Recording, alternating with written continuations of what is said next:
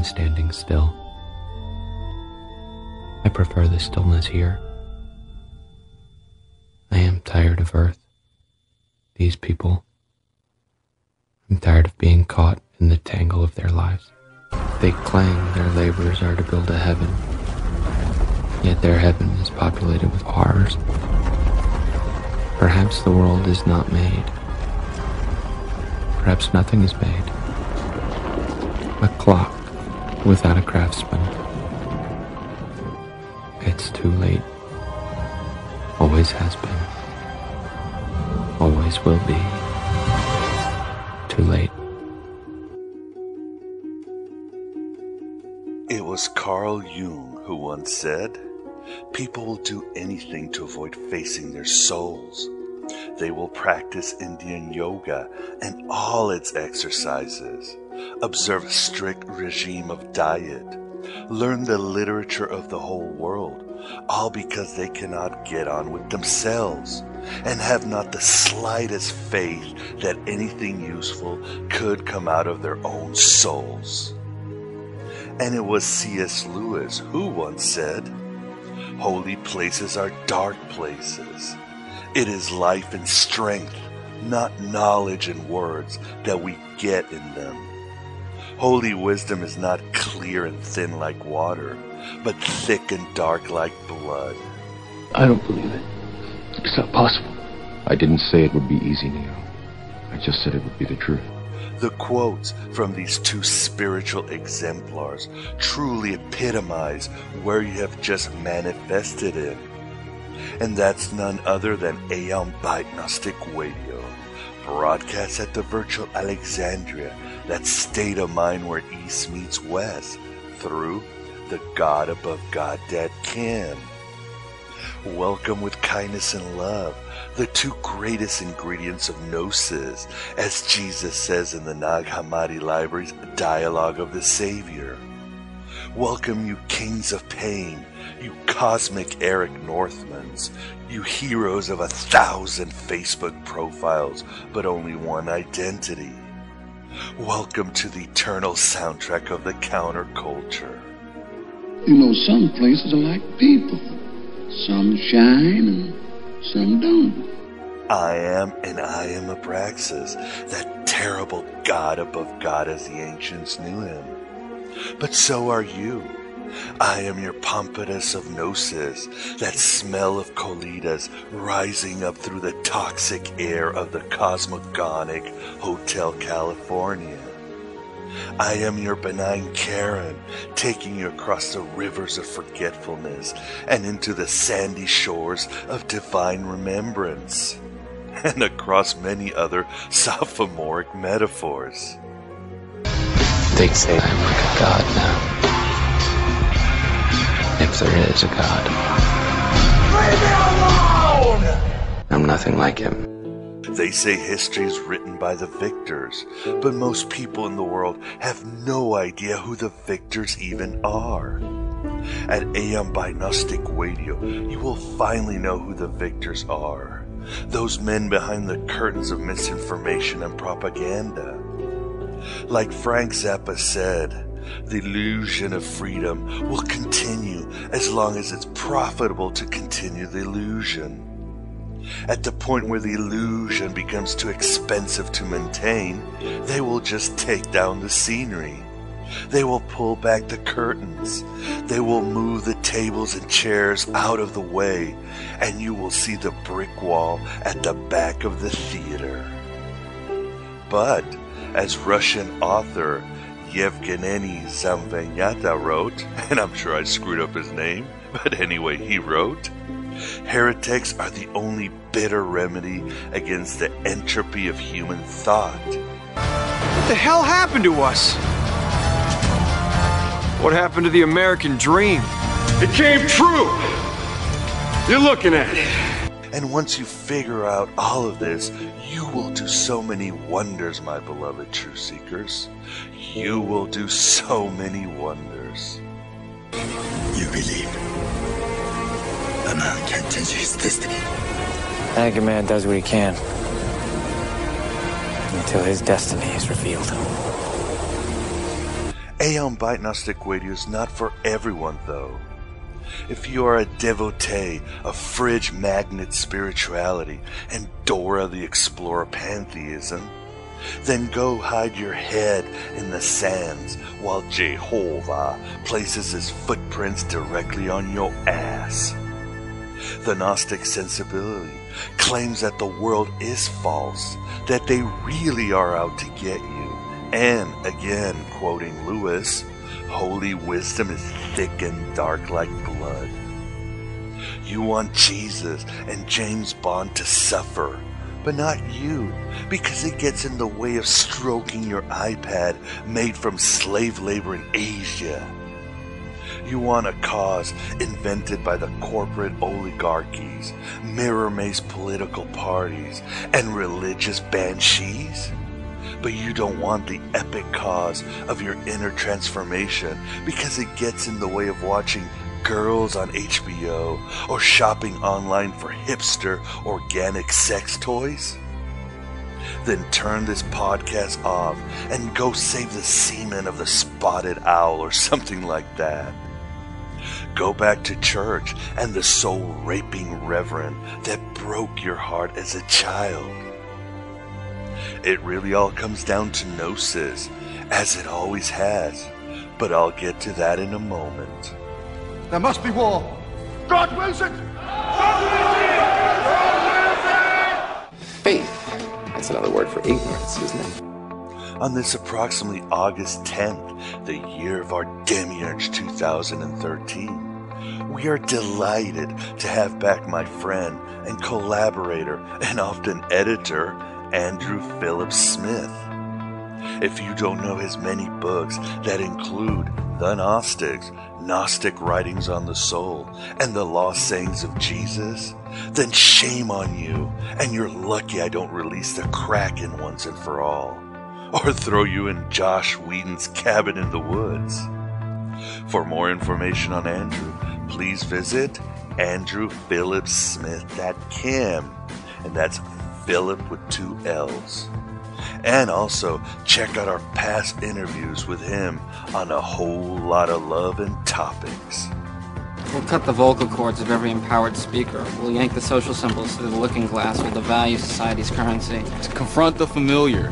Andrew manifests at the virtual Alexandria to discuss a great figure in Gnosticism and occultism in general. And that is Alan Moore, who we have discussed on past shows.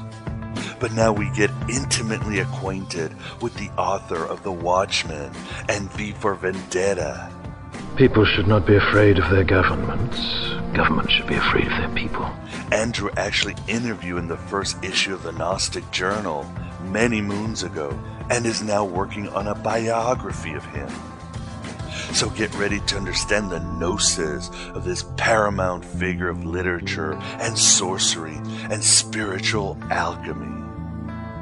Andrew will also divulge some of the latest scholarship in Gnostic studies, some that will make it into an upcoming book he's writing on Gnostic sages. So put on your seatbelts of Satori and hide your ego daughters of orthodoxy. Get ready to have your spiritual clitoris gorge with liberating knowledge once again. The world will look up and shout, "Save us." And I'll whisper, "No." And also once again, it all comes down to Gnosis. Even Alan Moore's, as I've always said and yammered a lot about for several years. Gnosis is divine knowledge, knowledge of the false systems surrounding us. Self-knowledge on red pills mixed with a Red Bull attitude on religion. Gnosis is manifest imagination that rocket fuels the psyche. Luciferian creativity and invention as our minds emulate the pleroma or the fullness of the divine, which in reality, or beyond reality, is the idealized mind of the alien god or undocumented deity. Gnosis isn't the result, but brings results, as Jeremy Puma wrote, And some of these results are compassion, good works, artistic orgasms, and all manner of altruistic heroism. Hal, I'm going to grant your greatest wish. I'm going to show you a world without sin. And as Philip K. Dick revealed in his novels, Gnosis is about friendship and the connection we have to one another.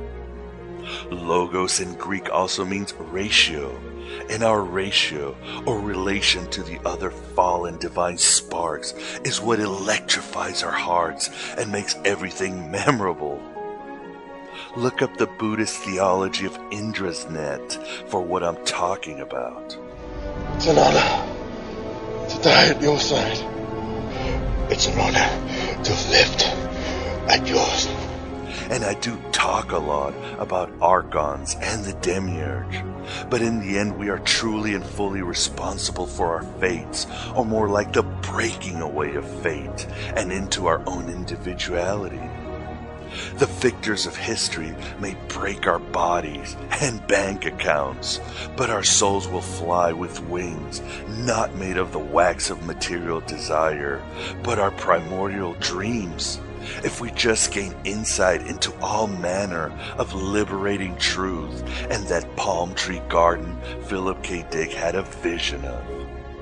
I risked my life and hers to come back here, home, because I thought it was different. It is, isn't it? Isn't it different? And once you figure out all of this, you will do so many wonders, my beloved truth seekers. You will do so many wonders. I just know this. David Brackey, in his great book, The Gnostics, puts Gnosis in a much more rewarding perspective than I could ever do. He writes, the Gnostics believe that the human intellect could experience Gnosis, that is, acquaintance with God, within this mortal life, however fleetingly. They portray this experience primarily as an ascent to higher knowledge that was both intellectual and cosmic. Intellectually, the Gnostic could ascend by contemplating increasingly abstract levels of existence, starting by understanding one's own existence and that of other lower divine beings, advancing to the contemplation of higher aeons.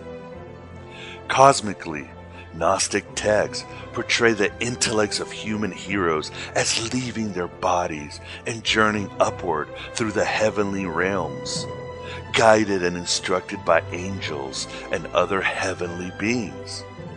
What was that? Everybody says, what was what? You say, that beam of light, all those colors and lighted sections of different colors. And they say, I didn't see anything. And you say, well, that's not part of the movie. And then you realize this is all a movie to which we obligingly add space and time. One more important element of Gnosis, my beloved truth seekers, as attested in such works as Zoroastrianos or Marsanes, and Brackey agrees with, is the idea of an intense, revelatory meditation, a deep contemplation of our deepest, innermost being. The Gospel of Thomas talks about the kingdom of the Father being a motion and a meditation. The secret book of John talks about a stillness and a rest in order to gain enlightenment. And the Valentinians wrote that the highest states of being were silence and depth. Or as the Gospel of Truth says, for now their affairs are dispersed. It is by acquaintance that all will purify themselves out of multiplicity into unity.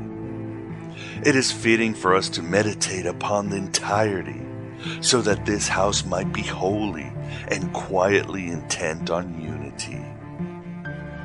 Meditation, introspection, and a contemplation are essential for any divine knowledge, or any knowledge at all. And like Alan Moore himself wrote, knowledge, like air, is vital to life. Like air, no one should be denied. The most valuable commodity I know of is information. Wouldn't you agree? Meditate on that, and let's spread the Gnosis. But enough of my drivel. Let us to the interview with Andrew Phillips Smith on Alan Moore. And then I'll discuss about what happened with the Aeon Byte 2.0 initiative. The Empire never ended.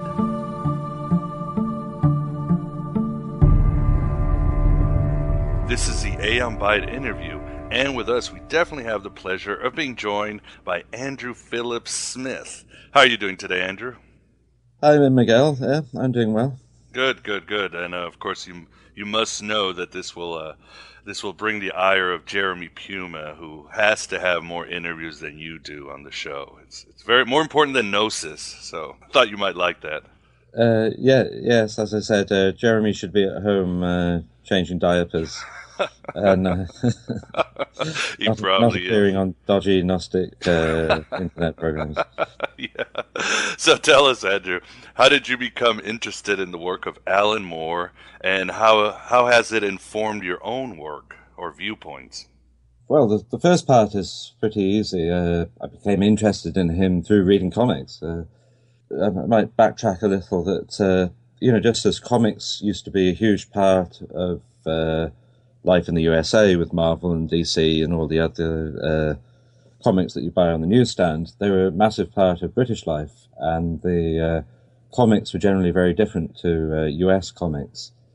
In fact, I was born in 1966, so I was reading comics from, mainly in the 1970s and then onwards. And, my dad used to buy me a comic every week, and then I used to get another comic from my nan and a pack of sweets, that's candy, from her as well. And they were just, you had TV, you had comics, books, kids read comics. That everybody did it, And the comics would now look very old-fashioned. There are basically 2 or 3 kinds of comics available in the 1970s. Some of them were these sort of naughty schoolboy comics, which are often very good and very funny, with characters like Dennis the Menace, who's different to the US Dennis the Menace, Roger the Dodger, Minnie the Minx, Beryl the Peril, people like that. So they were kids who were naughty. They get in trouble with their teachers and their parents, and they were funny comics with some very talented artists working on them. And then the other kind of comics were adventure comics, most of which were actually war comics, and this is like in the 1970s, all these comics were about the Second World War, which, ended 30 years earlier, but it was still ubiquitous and by that point getting a bit worn out. And the funny comics were also based on post-Second World War values. The kids were always having these huge feasts with great big sides of beef and massive pies and all that sort of thing, because people didn't have much to eat during the Second World War and after the Second World War in Britain, and it was like this sort of continuing memory of deprived times that were being expressed through these comics that your dad was buying for you because these were the comics that he read when he was little. And then you had some other things coming in. The Marvel UK reprinted all the Marvel comics from the beginning. So I got to read Spider-Man from issue 1 and follow the story all the way through. And the same with Fantastic Four and the Avengers and Thor and Captain America, all those people. And then in, I think it was 1976 or 1977, there's a science fiction comic, 2000 AD, that came out that was very different to the other stuff available. And a lot of the writers and artists on it eventually moved into American comics. And Alan Moore was one of those. And 2000 AD was violent, it was anti-authoritarian, it was gritty, there was some political satire. And so I was hooked on 2000 AD, and, I'd read comics every week of my life, since I was 4 years old. And then when I was about 17 or 18, I got into American comics again, which were quite difficult to get hold of consistently in the UK. And I was searching for other comics to explore. I got into some underground comics. And then I found a comic called Warrior, which was in a kind of magazine format. It was black and white. It was an anthology comic, as all UK comics were. And I got into it about issue 7, 8, 9, something like that. And that's where I discovered Alan Moore, particularly in two strips, Marvel Man, which later became Miracle Man when it's reprinted in the USA, and V for Vendetta, which is well known because it was made into a somewhat mediocre film. But as soon as I read those, I went and ordered the back issues, and I read them all from the beginning, and it was exactly what I've been looking for. It had the somewhat more adult and sophisticated values of American comics, but they were very British too, and there were all sorts of influences from underground, from experimental writing, this huge smorgasbord of literature and music that informed Alan Moore. And then once I read these strips in Warrior, I realized that I'd already been reading Alan Moore in 2000 AD, and he'd written some of those favorite twist ending stories that I had, the Future Shocks and Time Twisters, and a couple of less auspicious stories that were early in his career. And so I connected. In fact, there were lots of Allans writing for 2000 AD, Alan Hebden, Alan Grant, these people. Alan Moore was just another Alan for a while for me. But then, I kept on reading Warrior, which came out once a month, and like V for Vendetta was serialized in just 8 pages a month. So you had to wait, another 4 weeks for another dose of it. And then things like The Ballad of Halo Jones was a wonderful comic that was serialized in 2000 AD. So discovering Alan Moore was just part of the whole process of discovering, being part of the ordinary, the mass culture of comics in Britain, but also discovering these rather more experimental writers in science fiction, and people like Brian Aldiss, J.G. Ballard, of course, William Burroughs, reading these more marginal figures, and Alan Moore tied it all in as part of this British comics culture, and then part of the American comics culture as well. But he brought so much into it, and also was very in tune with the times as well. Yeah, I agree. His work is it's almost prophetic, and as we can talk about later, he definitely has a lot of kinship to this other almost unknown writer called Philip K. Dick. But Andrew, could you tell us a bit about Alan Moore's life, and perhaps how he entered into both the occult and comic book arts? Yeah, sure. Well, he was born and grew up, and he's always lived in a town called Northampton, which is a large town about an hour away from London on the train, halfway between London and Birmingham, which he was really made into the centre of his universe. And anybody who knows a bit about Alan Moore knows about Northampton. And particularly if you're not British, if you say from the USA, you'd think that Northampton is this, sparkling place steeped in history, whereas, as Alan Moore has also said, it's just another shithole, but one shithole is as good as another. And for most people, it's no more significant than Wolverhampton, about 20 miles away. But he was born in this town in quite a working class background. His father, labourer partly, as far as I'm remembering.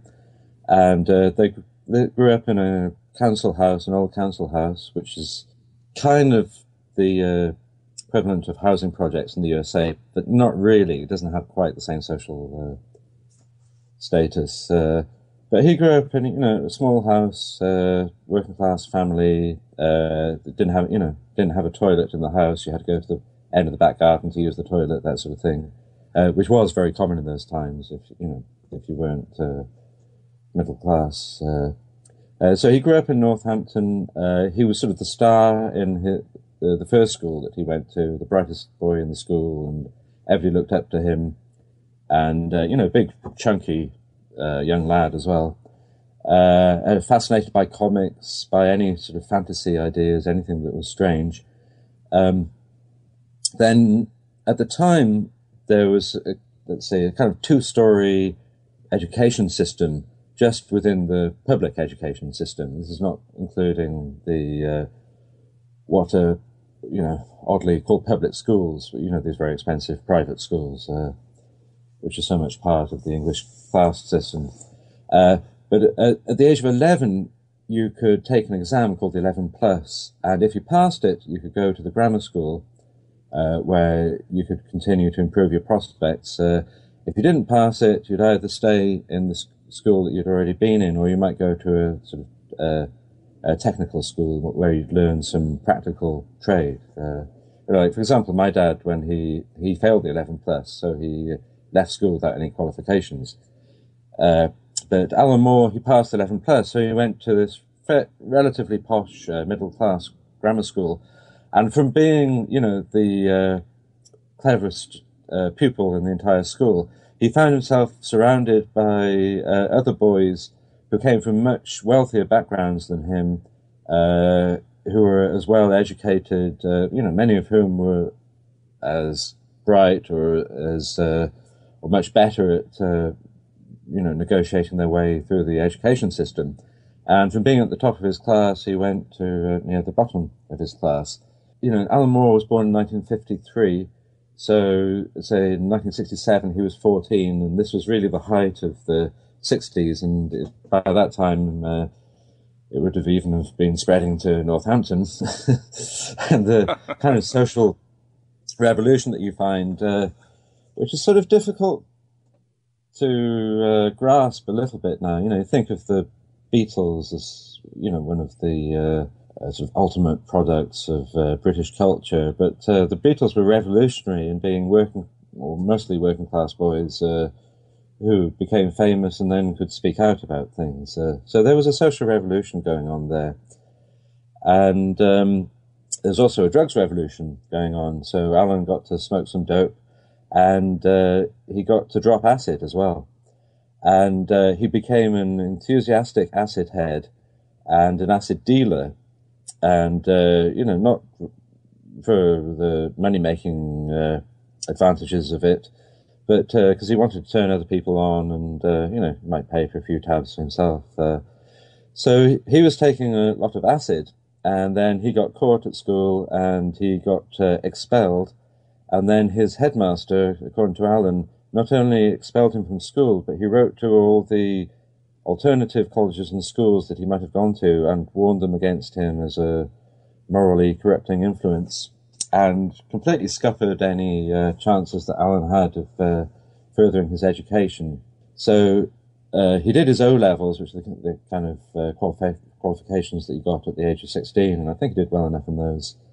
But he found himself out of school with a reputation of being a drug dealer and having to look for a job. And so he went through a variety of, ordinary jobs, starting really at the bottom of the scale. He worked at a skinning and tanning yard, where they'd have to start really early in the morning, fishing animal carcasses out of vats of water where they've been put into soak. Then, skinning them. I think there's a dyeing involved as well, and the rest of the people working there were the people who couldn't work anywhere else, and it was he was a strong lad, but it was hard work. And then eventually he moved on to become a toilet attendant, so cleaning the toilets at a hotel, and but eventually sort of scraped his way up the ladder till he got an office job for some contractor for the gas board, got married, had a child on the way, and realized he wasn't going to do anything with his life unless he really dedicated himself to writing and drawing and making comics. In the meantime, he'd been involved in various sort of arts projects. There was a phenomenon known as the Arts Labs, which were a product of the 60s, which sprung up in various English towns and spread out from London. Like David Bowie was part of an arts lab. People like Brian Eno were involved in them. And they're basically, sort of arty-farty experimental things, but where people get together and do things. So Alan was involved in fanzines, in writing some pretty bad adolescent poetry, some very amateur comic strips, and doing some performances as well, all of which, got to influence his later career. So he, for a while, he was drawing kind of underground cartoons for a music newspaper, which was very popular, called Sounds. So he realized that he just couldn't draw well enough or fast enough to make a living out of it.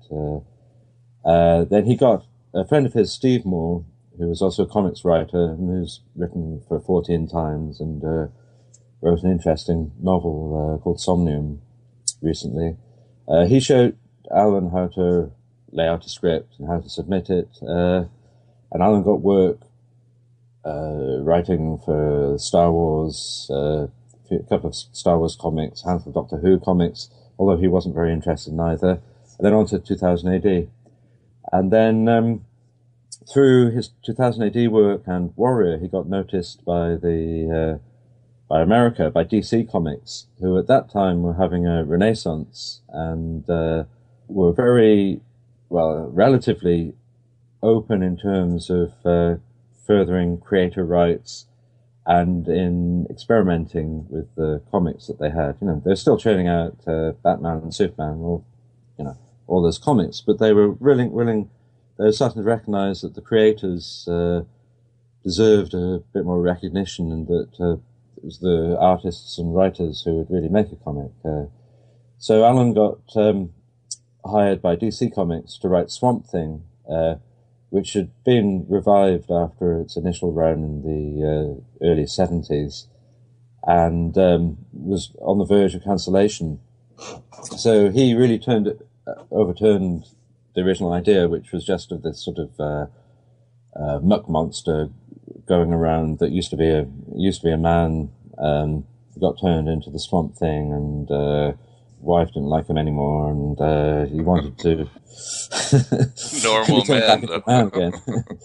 So a large aspect of Alan's approach to comics has been this sort of deconstructionist approach, to look at, if you have a character like Swamp Thing, to look at, what is that character made up of? Why does it work? Why does it stop working? How can you get it to work again? So he realized, he said, that the problem with Swamp Thing was that if he ever actually got turned back into Alex, the name's escaping me, but his original human form, the comic would be over. So he had Swamp Thing being captured, being operated on to try and find, as part of an experiment, to try and find out how this thing worked. And found out that he was just made out of vegetables.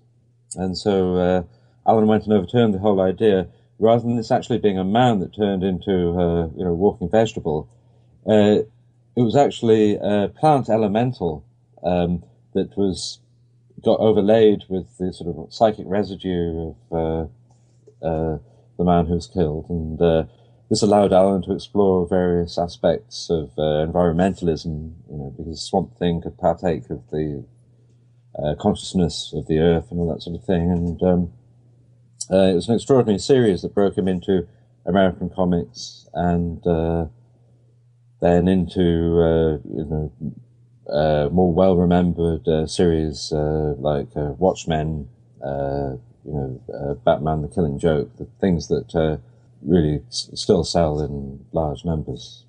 So it's quite a detailed description there. Yeah, no, it's a great. We're only up to about 1985 or something like that. yeah. I think we could say the rest is history. And what about his? Was he always interested in the esoteric? I guess being part of, as you say, the '60s revival. I mean, John Lennon, Pink Floyd, any sort of artistic person got into the occult in those days. It was like part of your matrix. It was. But then what happened, like in the aftermath of the 60s, is atheism actually became the kind of default position, at least among the intelligentsia. And he said that he spent a large part of his adult life more or less as an atheist, as a kind of default position. And he had the kind of knowledge of the occult that any fantasy writer might have, and At one point, he started getting interested in the tarot a bit, but then he moved on to other things. It was something that really surfaced in him in 1993 on his 40th birthday. He, like Swamp Thing, had horror themes, and he used a lot of DC Comics occult figures. And there was an aborted series called Nightjar, which was intended for Warrior as well, that it was basically about a witch set in a realistic, again, working class English background. And she was going to become the Empress of the Birds. And that was actually sort of rescued from oblivion a few years ago, although Alan didn't continue his work on it. But the original first episode was completed by Brian Talbot, the artist, and the notes were published, that kind of thing. And then another writer, with his permission, went and finished off or continued the storyline. So the occult was sort of lurking there in the background for Alan, but he was kind of an atheist. And if you remember Watchmen, if you remember the chapter with Dr. Manhattan when he's on the planet Mars. I was just thinking of that's Alan Moore trying to figure out the odds. Yeah. And he's kind of almost presented with this world, this is a theme that crops up in Alan's work, a world that he can create himself. He builds a sort of complex structure out of the sand of Mars, and he's escaped from humanity, and he's pondering, the mysteries, and it's all very existential, and he thinks about the incredible improbability of human life occurring based on the chance workings of physics, and then he from that he comes to think, yes, human life is something special because it's so improbable, so unlikely, so it is worth something. Then he goes back to Earth. So that's a very existential kind of philosophy there. But so Alan had been digging around in various occult aspects. And then it was actually, as I was saying, on his 40th birthday in 1993, and when I asked him about this, he said he had had a few beers at the time, but he was with his family, his mum and dad and his brother and whoever else, aunts and uncles, celebrating his 40th birthday, and suddenly he said, I'm going to become a magician. And they probably thought, we've heard enough oddities from Alan anyway. And they probably thought he was going to be a Penn and Teller or something. Yeah, exactly. But instead, he threw himself into the study of the occult. And, he's often, when people read some of his comments on the occult or read his work, they think that he's a chaos magician. And he did have a little bit of involvement with chaos magic, but I think he sort of disliked the people, or I know that he dislikes the emphasis on results, magic for results. It's very different to his view of magic. You'd have a wank and you get a bit of wank with a sigil, and you have a bit more money in a bank account, is the way he sort of satirized it. Of course, there is more to it than that, but that was his feeling of chaos magic and chaos magicians. And so he steeped himself, he has an amazing ability to absorb culture, to absorb what he's read very quickly, and to put it all into the stew. He doesn't necessarily remember things accurately, but he can just sort of suck all the stuff out of, nectar out of what he's reading, and ferment it within himself. So he wasn't interested only in learning, the complex systems of Western Kabbalah and Enochian magic and all those things. He wanted to try them out too. And, I talked about his acid experiences when he was young, and he didn't really take much acid after that, but he did take magic mushrooms, and so he generally, and he smokes, grass, 24/7, he said, So he did use mushrooms for his rituals, and he founded an imaginary secret magical society called the Moon and Serpent, which is basically him, Stephen Moore, his pal, who taught him how to write comics and how to, and also, Stephen Moore was an occultist, so he gave Alan lots of pointers into his entry into the occult world. So it's those two and his Alan's now wife, Melinda Gebbie, the artist, and whoever else is along for the ride. There's the Moon and Serpent, this imaginary secret society. And so he wanted to do some practical magic. He tried out various things, using rituals, mostly that he devised himself, I think, and taking some mushrooms while he was doing them. And he said, at times in those early days, this first couple of years after he declared that he was going to be a magician, when in many ways he's quite isolated, he's working on his novel Voice of the Fire, he wasn't very involved in mainstream comics. He said he felt like he was kind of becoming borderline schizophrenic with his, experiments into altered states and a magical viewpoint of the world. But he felt like more like he was inoculating himself against further trouble. And, he might have seemed quite weird to his friends and family at the time, but he came through it. And he felt that magic was akin to art. For example, he said that if you look at the earliest human art, these cave paintings, they're magical images as well as just representations of bisons and shamans and all that sort of thing. They have a magical element to them. So for Alan, magic and art are very much linked together. And because of that, he wanted to produce something through his magical activities. And what he settled, all this stuff probably seeped through to his comics work, and definitely his writing. Voice of the Fire is a novel that takes place in different phases of the history of Northamptonshire.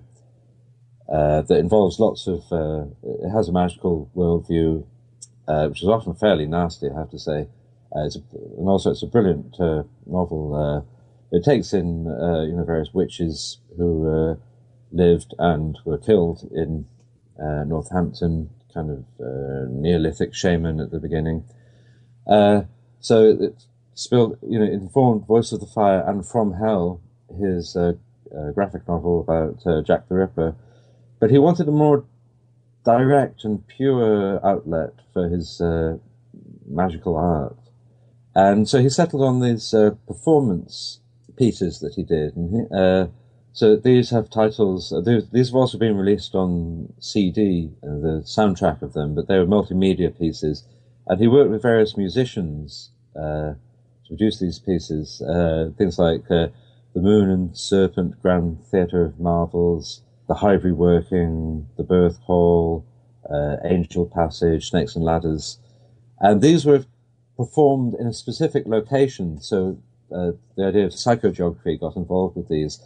And he would actually perform rituals with the people who were also working with him, doing the music, the dancing, the video work, to try and get a feeling for what the performance was about, what the location was about, what the performance was about, what was coming through. So again, it's definitely the a writer and an artist's view of magic, and I really love these CDs that he's released of them. He's usually gone and re-recorded them in the studio. The Moon and Serpent and the Hivory Working are full of various kind of meditations on, the Moon and Serpent meditations on, often on this idea that he formulated at the same time of idea space.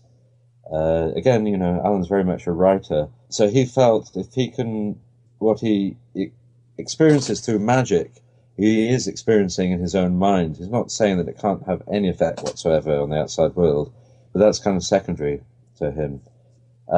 So the experience of magic, and he's also taking hallucinogenic drugs at the same time, is basically an inner experience. And so inner experiences involve the imagination and the whole realm of human imagination. So he hypothesized, as a writer of fiction, that, for example, fiction's everything, from Superman to, if you like, Jesus, these are inside the minds of, all sorts of different people spread across the planet. So in a certain way, it's a shared world that we have, and it might literally be shared, like something a little similar to Jung's collective conscious, or even Plato's world of forms and ideas. And so Alan Moore dubbed this idea space. And at the closest realms of idea space, they're cluttered with the adverts that we've all seen on telly and the most banal pop songs that we've all heard. You go a little bit deeper, we get into the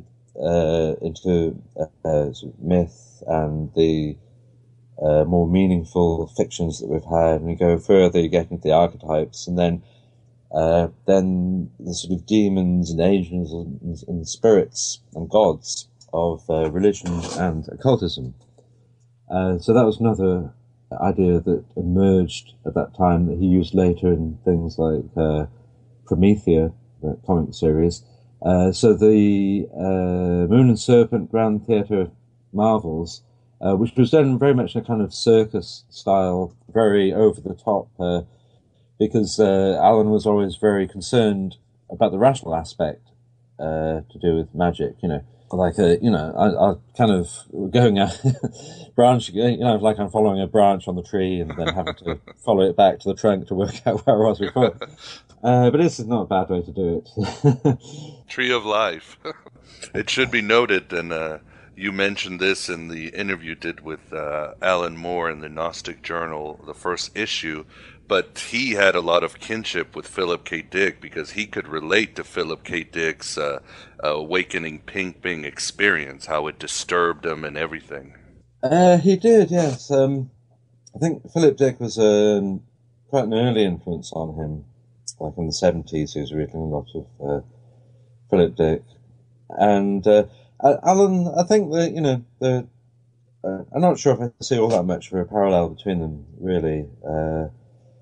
Because Alan was definitely going out to explore magic and occultism and, if you like, Gnosis, where it seems to be something that more happened to Philip Dick, sudden sort of revelation.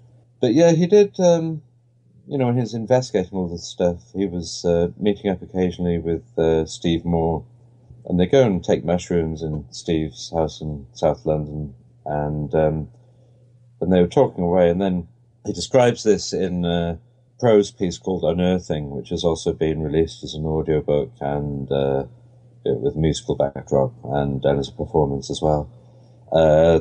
Certainly there was this kind of influence from above, with everything opening up, that was very different to anything Alan had experienced on mushrooms before. And he found this very, that was quite a revelatory experience. Suggested that it wasn't, just the result of, having magic mushrooms and tripping away while thinking about science fiction or whatever. But again, the parallels aren't exact, but one of the interesting things about Philip Dick is the way that he struggles with the experience rationally. All those words in the exegesis, trying to work out exactly what happened, studying all this scripture and spiritual literature and everything, and just trying to work out what had happened to him. Was he crazy? Was this real? And writing novels based on his experience. I think Alan wasn't quite as disturbed by the experience, but he also had this rational approach to what he was doing, even a kind of postmodern approach. Like he said, because he's taken some flack for his support of occultism and the irrational in that way. But he said, he simply finds it the most, very satisfying, and it's helped him as a writer. It's helped his view of the world, and it's just the, most satisfying thing that he's found. And he doesn't insist that his experiences are real in any objective way. I mean, he's found things to suggest, for example, in sort of telepathic experiences, there's some sort of objective element to them, but he doesn't really insist on that. And of course, he admits, he has been high on mushrooms when he's doing these things. So he has this very postmodern approach, really. And part of that approach, that actually, when I was working my way along the branch, going at various twigs, gnawing into a little leaf and then coming back and wondering where I'd started out in the first place, I was just about to mention Glykon, who's his patron deity. And his friend Steve Moore had been telling him that he needed a deity to work with.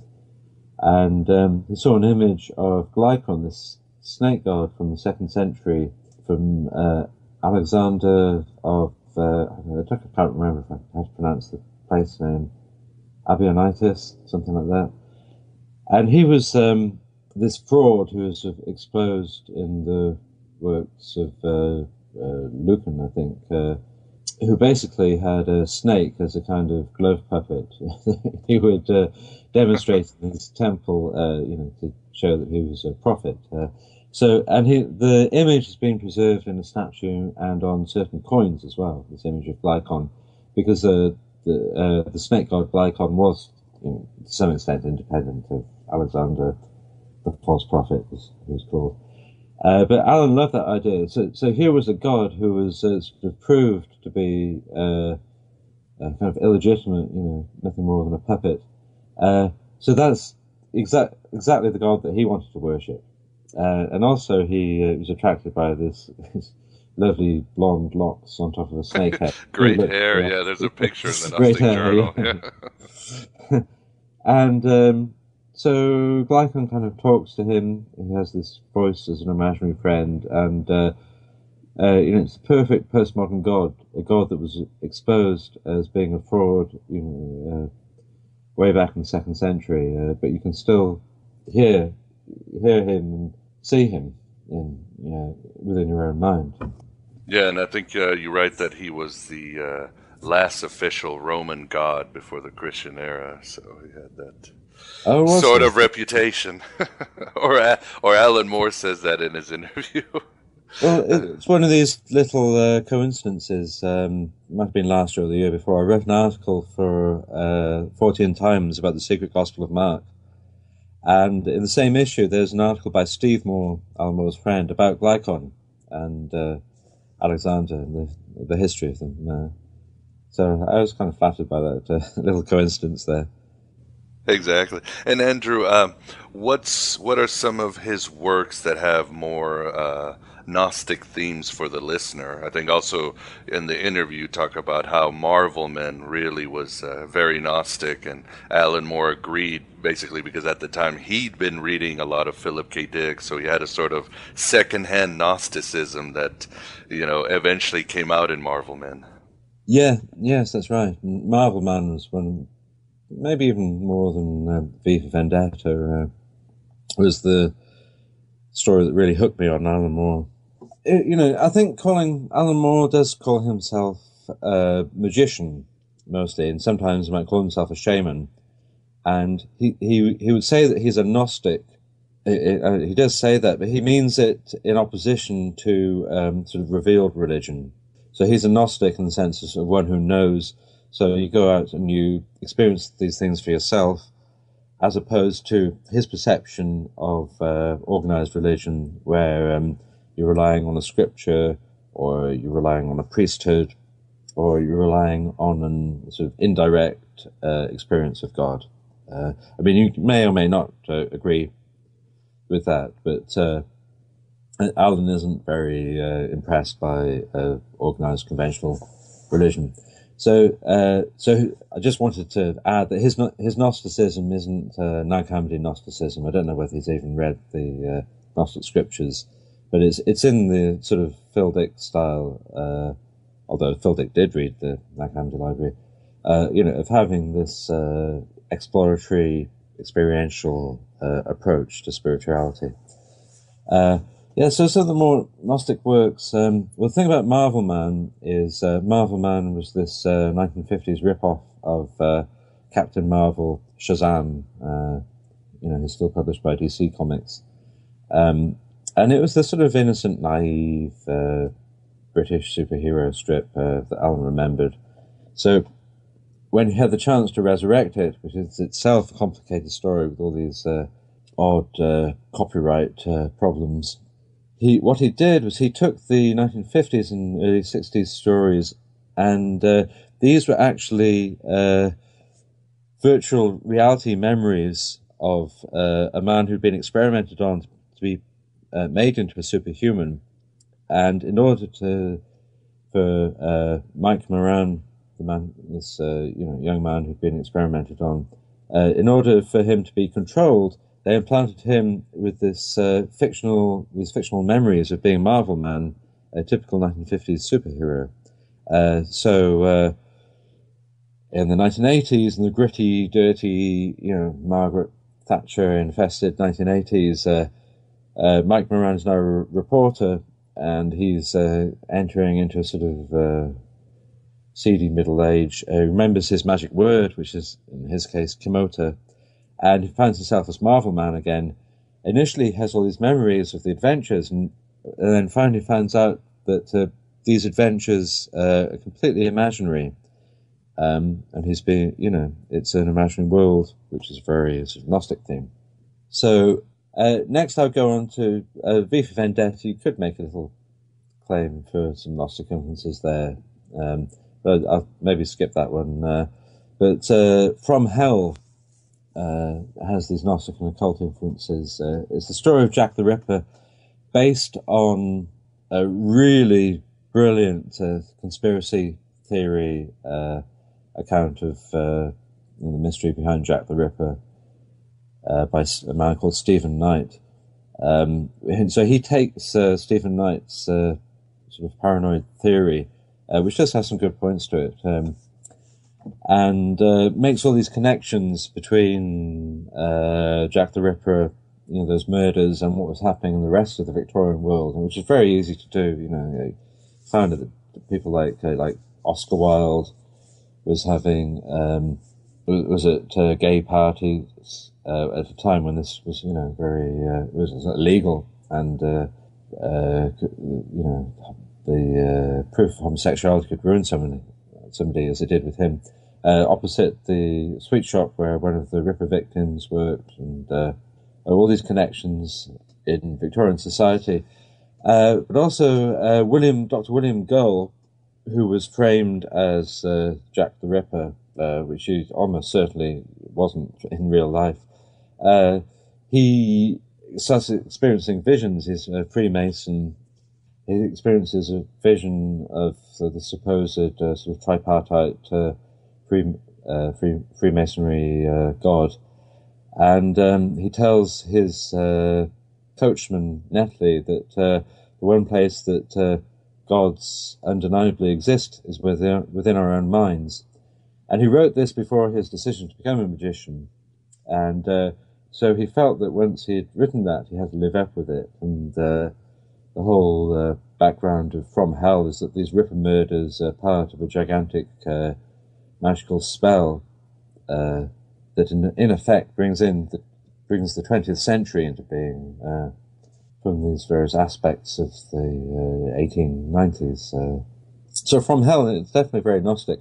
Also a very dark work, and a good amount of Alan Moore's work does have this dark aspect to it.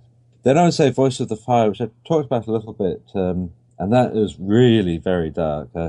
Definitely worth reading for anybody who likes Alan Moore. Unfortunately, the first chapter of it was written in the first-person voice of an idiot boy in kind of Neolithic times, and he restricted himself to a vocabulary of 500 words. It's actually brilliantly done, but if you're not, you have to put a little bit of legwork into it and have a little bit of patience, and it's the most difficult chapter in the book, but it is a rewarding book, and I would direct anyone towards it. Then there are various, the performance pieces that I spoke about. The hybrid working is very psychogeographical, drawing on all these happenings in the hybrid, which is this rather, in some ways, rather nondescript part of North London. And the birth call, this meditation from birth to death, which is a very moving piece, and was also adapted as a comic by his From Hell collaborator, artist Eddie Campbell. And then Prometheus is really one of Alan Moore's most prominent magically influenced pieces. And Prometheus also delves into this idea of idea space, which is called the immateria in Prometheus.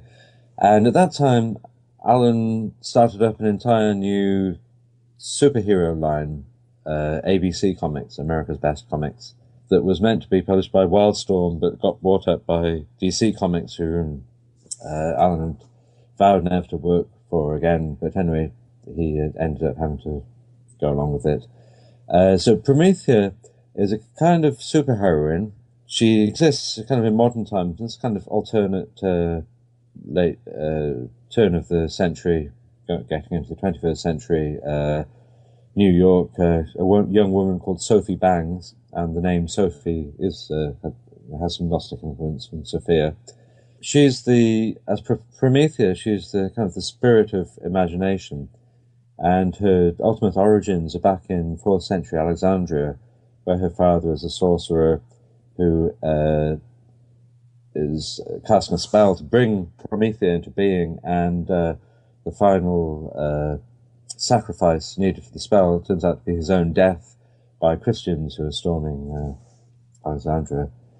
And so this lets Alan explore his ideas about the fictional reality. So the immateria is a fictional reality, and so there's a lot about fiction, and there have been various Prometheus through the ages, often mirroring real writers who produced these Prometheus, their own Prometheus, these kind of superheroine style figures of the imagination. But after a while, the occult gets a bit more involved. There's a seedy old magician called Jack Frost who comes to educate Prometheus, and there's what became known as the sex magic issue, whereas he and Prometheus have to have sex so he can initiate her into various and instruct her. And it's this very cleverly structured issue with time slippage, all this stuff going on. And then he did another issue with the tarot. He designed his own tarot deck, and each page is a tarot card, but you manage to get a story going from one page to the other, and also this cosmology that he built up based on scientific ideas and the emergence of consciousness and kind of the deep anthropic principle. And then he moved on to this journey through the higher worlds of the Tree of Life and the Kabbalah. So you have a separate issue for each Sephirah, and with a different art style in each issue, which it's almost tour de force. Unfortunately, it has to be a little bit too preachy and a little bit too explanatory to get the ideas over. But still, it's very close to being a tour de force, and it's a really good way to get to know the Kabbalah and the Tree of Life. Then with Prometheus, he moved on to various other ideas, and eventually Prometheus ends the world, and which results in a kind of shift of consciousness in the entire world at the great end of the series.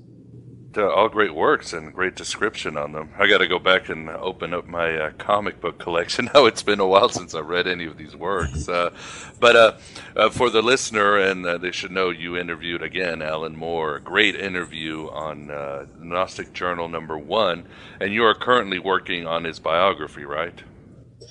That's right. Yeah, but I had the idea probably about 10 years ago, but I wasn't up to it at the point. I didn't really know how to proceed, and it's connected with. Just writing about the things that were important to me at the time. And then, I managed to interview Alan for the Gnostic #1. And then I thought, okay, well, how about the biography? And a kind of friend of mine in Dublin is an Alan Moore fan and a collector, and also during the last 5 years, he already knew Alan Moore's daughter. He got to be a friend of Alan too. So I was talking to him, and it's probably about 3 or 5 years ago that I actually started the biography, and I felt a little bit awkward about it. Alan had been kind enough to me to allow me to interview him, and also to allow me to include an excerpt from Angel Passage, his performance piece about William Blake, and then to include the first print version of Fossil Angels, is hilarious and amazingly written critique of the modern occult scene. So I actually but I didn't really want to phone up Alan himself. I don't want to be a pain in the ass for like that. So I did contact him through his publisher, and at the time he'd actually, in the space of 6 weeks, he'd had 3 requests about helping for somebody to write a biography. So he knew he was going to do it. And then I met his wife when she was doing a signing for Lost Girls, this extravagant porn comic that they did together. And I told her that I was doing it, and I got gotten well enough with her, but apparently she was a bit iffy about it. So I felt a bit awkward about, writing the biography of somebody who was alive and who'd been quite helpful to me, but didn't really want to get involved with it. So I did it, and it kind of half-hearted when I dropped it, and I had a crisis of confidence, and then somebody else did a large picture book about Alan Moore, and then I picked it up again, and I wrote some more, and I basically have about 2/3 of a first draft, maybe a bit more than that. And then somebody else is doing a biography of Alan Moore that's going to come out in November, which I think will be quite good. But again, the guy who's writing that isn't me, so he won't have the same viewpoint. Exactly. And he's an atheist, and he's a Doctor Who fan, and and a comics fan, so he'll approach it from a different perspective. So I was still sort of fumbling and mumbling about doing this Alan Moore biography, because I have other projects coming up as well. And then we'd arranged for an interview, which got postponed. And then I agreed to do it this week, and then I had a dream about doing a biography of Alan Moore, and I had this page that I was looking at with moving figures, and Alan was speaking and saying things I'd never heard before.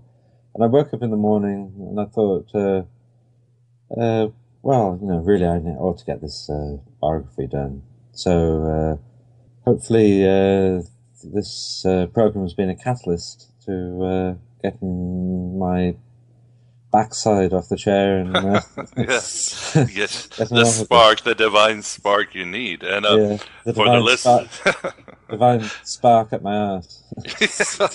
Sometimes it's the only way we feel it, but and also you are working on you're working on a book on Gnostic sages, as well as a second edition of your book, The Gnostics.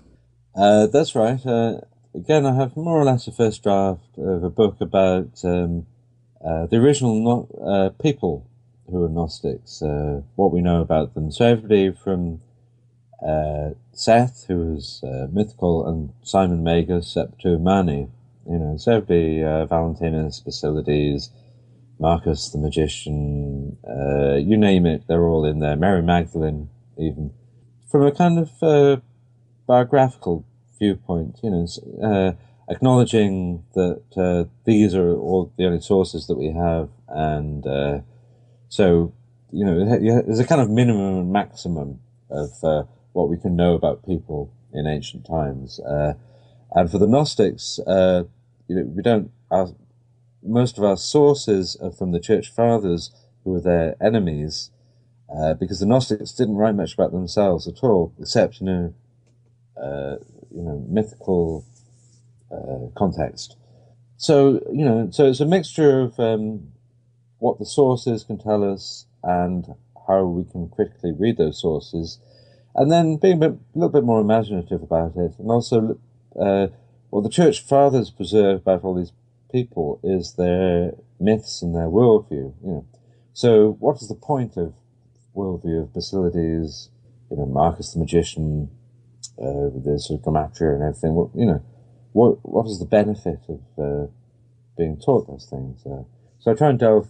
It's a mixture of sort of critical history and speculation and Gnostic usefulness, I think. But that one, actually, if I'm going to finish the Alan Moore biography by November, which is my target because that's his 60th birthday and the time that the other biography is coming out, I'm not going to be able to do a second draft of that book any day soon, because I've signed a contract with Watkins Publishing, who are going to do a second edition of my book, The Gnostics, and I'm hoping to update that a bit and improve some aspects that I wasn't so happy with in the original book, which is now out of print in the UK and probably going to go out of print soon in the USA, the original edition. So snap it up if you want a copy. Also, I'm doing a book about the Cathars for Watkins. My deadline for that is the end of March next year. And I'm quite excited about the book about the Cathars. It's going to be called The Lost Teachings of the Cathars. And I want to focus on their teachings, which I tried to a bit in the chapter on the Cathars in the book The Gnostics, rather than just the history, because there are a lot of books about the Cathars, most of them about, the appalling and bloody history of the Albigensian Crusade. And I'm going to try and include that, but I want to discuss the things that usually don't get discussed in these books. What the Cathars really thought, what do they think about reincarnation, which was a Cathar doctrine? What were their scriptures like? Did they think Mary Magdalene was married to Jesus?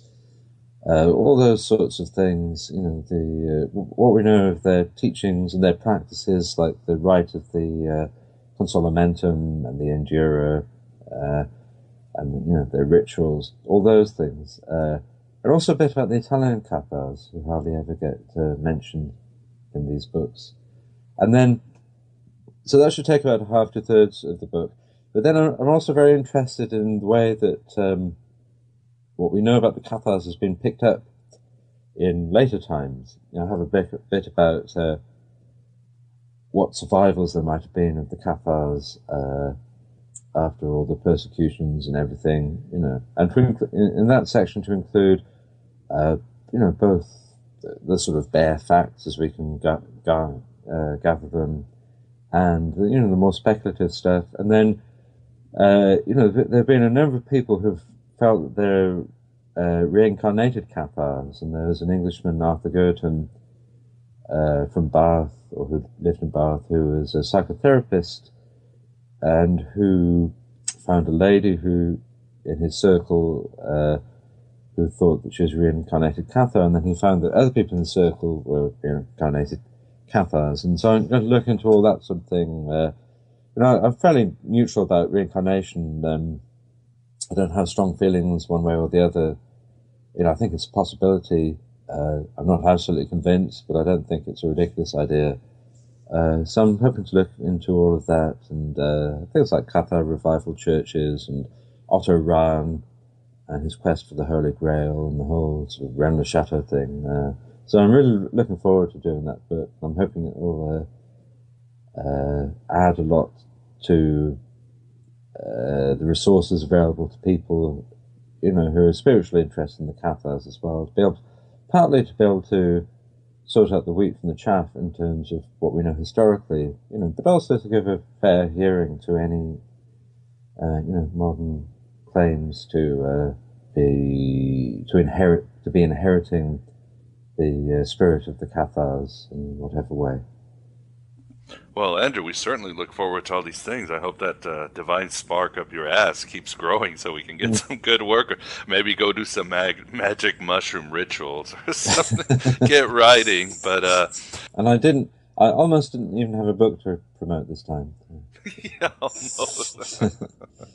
and let's hope that the Cathars one I have a contract and deadline for, so that definitely will come out. But let's hope, that we have the prod in my nether parts so that I finish the other stuff as well. Exactly. Oh, do you want to talk about the Gnostic Journal? Or it pains me if it's officially over. I still draw on it a lot. I mean, I still pick it up and read it all the time. So the different issues. Nothing was very official with the Gnostic ever. I think it started off it started off 3 times a year, and at most I managed twice a year, and then it was slipping to once a year. And in fact, this sort of periodic intervals where each issue takes twice as long to come out as the last issue did. I probably wouldn't be due to publish an issue until next year anyway. Right. But it loses a bit of momentum, and I literally don't have time to do it this year because of these other projects, the Almore biography and the Cathars book. So it's not quite official, but I'm definitely thinking of putting it on a permanent hiatus. Maybe offering some online space for people who would like to contribute.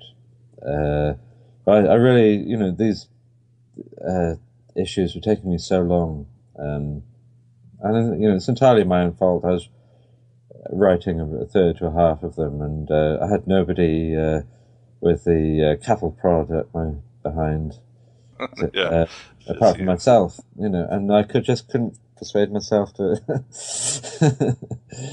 That's hard. Push in that prod. So I think it's probably finished. If trying to do an issue next year, I would have lost a lot of momentum anyway. So I'm most likely to call it a day. And if I rather than do another issue, I'd probably rather start up another magazine in a couple of years. Who knows? Maybe with an Indiegogo or Kickstarter or something to get a bit of a budget behind it and sell subscriptions. Maybe get some collaborators on the editorial and production side. I don't know. Those are just ideas that aren't going to take any form, until well into next year, if they do. So it's on permanent hiatus. And of course, Voices of Gnosticism is kind of a product of the Gnostic as well. For me typing up the interviews that you allowed me to include, I got into the habit of typing up interviews of you, getting to know the sound of your voice and your interviewees, and it's sort of it was part of the gestation of Voices of Gnosticism, which turned out to be a great book. All right, Endo. Well, thank you very much for coming on Aeon Byte, and we will talk to you soon. Sure. Thanks very much, Miguel.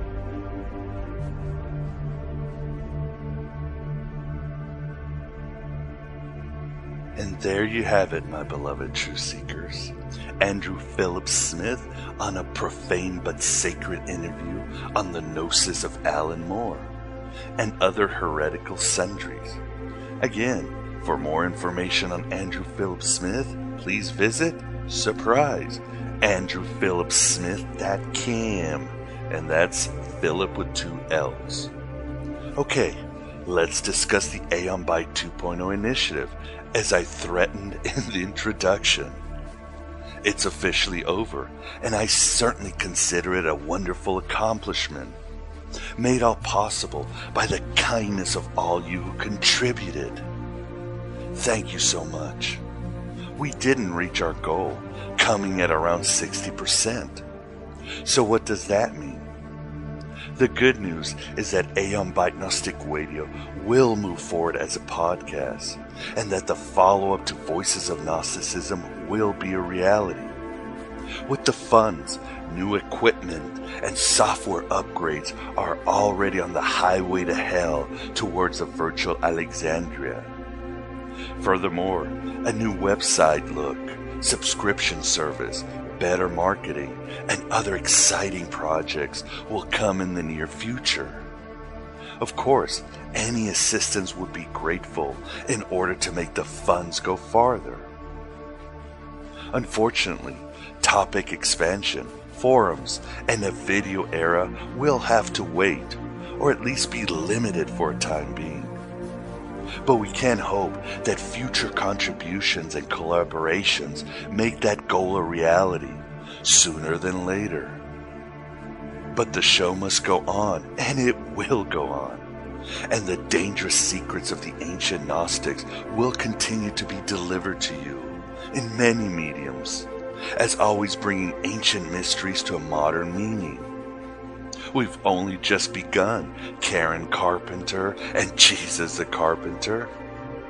However, because of the tragic passing of my beloved brother, Voices of Gnosticism 2 and some of the other projects will have to be pushed back some months. I truly apologize for that, but Sean's departure has taken a lot out of me. And that doesn't include other challenges that the summer winds brought from the mountains of madness and fate. I lost weeks of marketing and canceling promotional interviews because of the hand the Archons dealt. But it is what it is. If there is one thing that the Archons hate almost as much as Gnosis, is being exposed. And that's what I've been doing for 7 years. Yaldabaoth don't like that. Rock the Kanoma. Again, I'm eternally grateful for your assistance. And let us keep growing our heretical little family. Let us continue writing our own gospel and living our own myth.